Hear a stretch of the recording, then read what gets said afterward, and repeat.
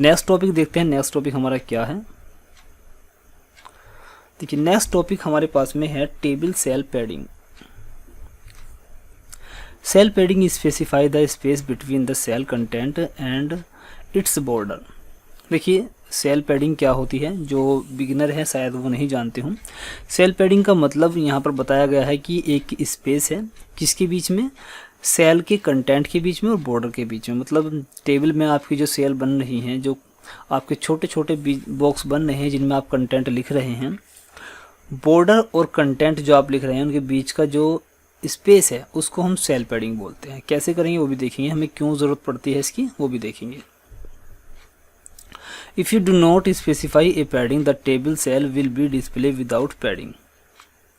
मतलब ये हुआ कि यदि आप HTML किस में CSS लिखते समय, किसी भी टेबल की CSS लिखते समय यदि आप पैडिंग डिक्लेयर नहीं करते हैं तो बाय डिफ़ॉल्ट पैडिंग 0 रहती है। ठीक है, to set the padding use the CSS padding property. मतलब CSS की पैडिंग प्रॉपर्टी की मदद से आप किसी भी टेबल की सेल की पैडिंग सेट कर सकते हैं। वो कैसे करेंगे देख लीजिए।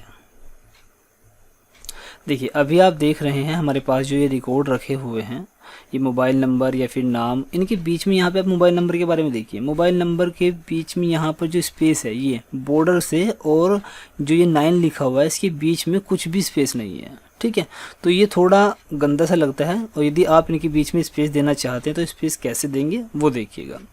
उसके लिए आप क्या करेंगे, यहाँ आप मैंने यहाँ टेबल TH और TD सबके लिए यहाँ पे कोड लिखा हुआ है, तो आप यदि तीनों के लिए लिखना चाहते हैं तो डायरेक्टली आप यहाँ पर भी लिख सकते हैं। जैसे मैं लिख दूँ सेल पैडिंग,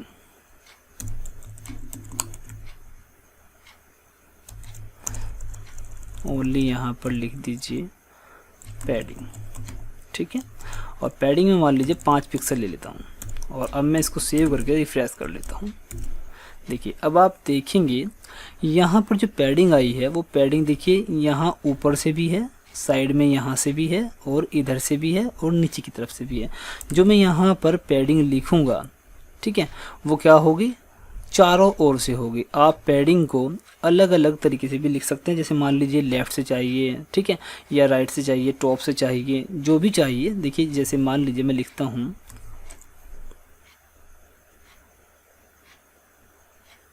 यहाँ पे लिखता हूँ मैं पैडिंग, कहाँ से, लेफ़्ट से। मान लीजिए लेफ़्ट से आपको पैडिंग चाहिए सिर्फ, बाकी अदर साइड से नहीं चाहिए, तो यहाँ पर आप लिख सकते हैं पैडिंग लेफ़्ट, जितने पिक्सल की चाहिए वो लिख दीजिए और रिफ्रेश कर दीजिए। अभी आप देखेंगे केवल इस साइड में, लेफ़्ट साइड में यहाँ पर जगह है, देखिए। ठीक है, अब आप देख सकते हैं मैं यहाँ इसको बढ़ा लेता हूँ तब आपको क्लियर हो जाएगा। अब देखिए, अब आप देख सकते हैं ऊपर से पैडिंग जो पहले थी वो जो की तो है, लेकिन लेफ़्ट साइड से पैडिंग आ चुकी है। ठीक है, आप इसको एक दूसरे तरीके से भी कर सकते हैं। आप क्या करें, यहाँ पर लिख दीजिए पैडिंग, पैडिंग, और उसके बाद यहाँ पर आप ऐसे लिख सकते हैं, जैसे मान लीजिए 10 पिक्सल, और उसके बाद मान लीजिए 5 पिक्सल, और उसके बाद मान लीजिए 10 पिक्सल, और मैं मान लेता हूँ 15 पिक्सल। ठीक है, कंट्रोल ऐसे सेव कर दीजिए और इसको रिफ्रेश कर दीजिए। अब देखिए यहाँ आपने जो पैडिंग दी है वो पैडिंग देखिए, यहाँ सबसे पहले आपकी पैडिंग जो भी आपने दी है, यहाँ पे 10, 5, 10 और 15। देखिए इसी तरह से यहाँ पर कम ज़्यादा आ रही है। देखिए ऊपर साइड में यहाँ, और यहाँ पर देखिए लेफ़्ट में जो हमने 5 पिक्सल दी है, केवल और केवल 5 पिक्सल। सबसे पहले ध्यान दीजिएगा, जो हमारी पैडिंग हम इस तरह से लिखते हैं वो टॉप से शुरू होती है। ये सबसे पहले वाली टॉप की है पैडिंग, और फिर उसके बाद राइट, और ये बॉटम, और ये हमारी लेफ़्ट की। ठीक है, तो देखिए लेफ़्ट में सबसे ज़्यादा पैडिंग है। ठीक है, इस तरह से आप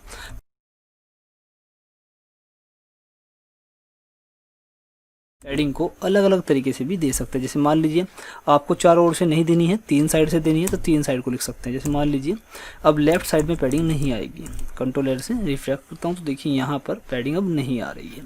तो 3 साइड की आपने लिखी है तो 3 साइड में ही पैडिंग आएगी। ऐसे कर सकते हैं, या फिर आप यदि ऐसे नहीं कर पा रहे हैं तो आप पैडिंग को इस तरह लिख दीजिए। पैडिंग अलग अलग भी दे सकते हैं। पैडिंग मैं यहाँ पे लिखता हूँ, मान लीजिए टॉप, ठीक है, टॉप से पैडिंग मान लीजिए मैं देता हूँ 20 पिक्सल। कंट्रोल से सेव किया और इसको रिफ्रेश किया। अब आप देखेंगे केवल और केवल टॉप से पैडिंग आ रही है, ठीक है, बॉटम लेफ्ट और राइट से पैडिंग नहीं है।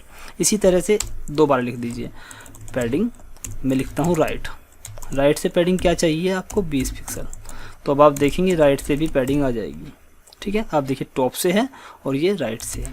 फिर से लिखता हूँ मैं, आप इसको अलग अलग लिख सकते हैं। मान लीजिए मैं अब की बार लिखता हूँ बॉटम से मैं चाहता हूँ 20 पिक्सल, कंट्रोल से सेव करके रिफ्रेश कर दिया। तो देखिए अब पैडिंग मैंने 20 पिक्सल की दे दी है, टॉप से राइट से और बॉटम से। लेफ़्ट से मैंने कोई पैडिंग नहीं दी है, तो लेफ़्ट से पैडिंग देने के लिए मैं क्या करूँगा, यहाँ पर लिख दूँगा फिर से पैडिंग और ये हो गया लेफ़्ट, और यहाँ पर भी मैं लिखता हूँ 20 पिक्सल और इसको सेव करके रिफ्रेश कर देता हूँ। अब आप देखेंगे पैडिंग मैंने सभी तरफ चारों ओर से मैंने जो पैडिंग दी है वो 20 पिक्सल है।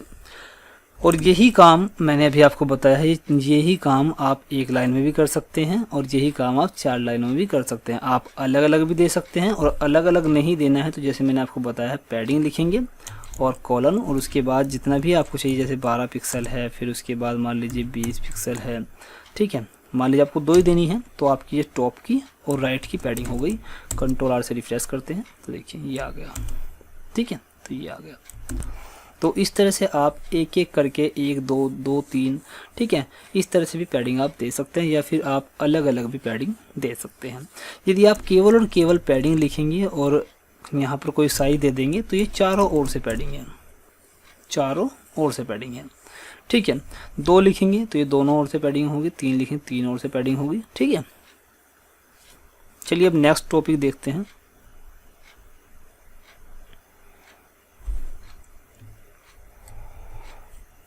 अब देखिए ये है हमारे पास में table text align. By default table heading are bold and center. अभी आपको मैंने बताया भी तो जो TH जो टेबल की हेड है वो बोल्ड और सेंटर होती है, ठीक है। To left align the table heading use the CSS text align property. देखिए अभी ध्यान दीजिएगा, यहाँ पर अभी मैंने पैडिंग का यूज़ किया। मैं एक काम करता हूँ, पैडिंग को चलिए 12 पिक्सल है, कोई बात नहीं।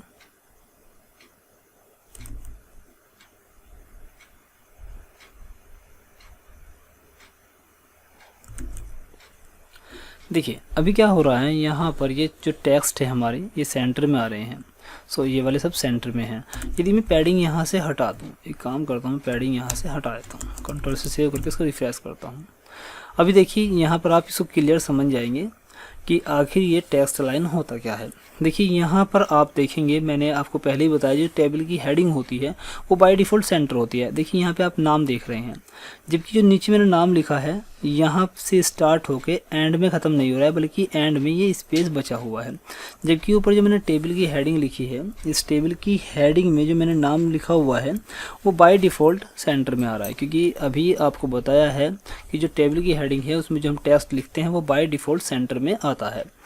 जबकि जो नीचे हम TD में टेक्स्ट लिखेंगे वो सेंटर में नहीं आएगा। उसको सेंटर में लाने के लिए क्या करेंगे वो ध्यान दीजिए। देखिए यहाँ पर मैंने टेबल की TH और TD इन सब के लिए लिखा हुआ है, लेकिन अभी मैं क्या चाहता हूँ कि जो टेबल के अंदर TD है उनके अंदर जो टेक्स्ट लिखा हुआ है वो सेंटर में आना चाहिए। तो मैं यहाँ पर दूसरा CSS लिखता हूँ, टेबल के अंदर जो TD है, टेबल के अंदर जो TD है उसके लिए CSS लिखना है। तो मैं यहाँ लिखता हूँ टेक्स्ट अलाइन, ALIGN और कॉलन, उसके बाद मैं लिखता हूँ सेंटर। अभी देखिए कंट्रोल से सेव करूँगा और इसको रिफ्रेश कर दूँगा। तो अब आप देखेंगे जो भी हमारा टेक्स्ट है, देखिए अब सब सेंटर में आ चुके हैं, देख रहे हैं, सब के सब सेंटर में आ गए हैं। पहले ये सेंटर में नहीं थे, पहले ये लेफ़्ट थे। यदि आप चाहते हैं कि जो टेक्स्ट है वो राइट से शुरू हो, राइट साइड में रहे, तो उसके लिए आप यहाँ पर लिख सकते हैं राइट, ठीक है। सेव करिए, रिफ्रेश करिए। अब आप देखेंगे जो आपका टेक्स्ट है वो राइट साइड से स्टार्ट है, बाकी जो स्पेस बचेगा वो इस साइड में, लेफ़्ट साइड में बच रहा है, ठीक है। और बाय डिफ़ॉल्ट ये लेफ़्ट तो होता ही है, जो टेक्स्ट लाइन होता है वो बाय डिफ़ॉल्ट लेफ़्ट होता है। आप इसे सेंटर और राइट में कर सकते हैं। नेक्स्ट टॉपिक देखते हैं।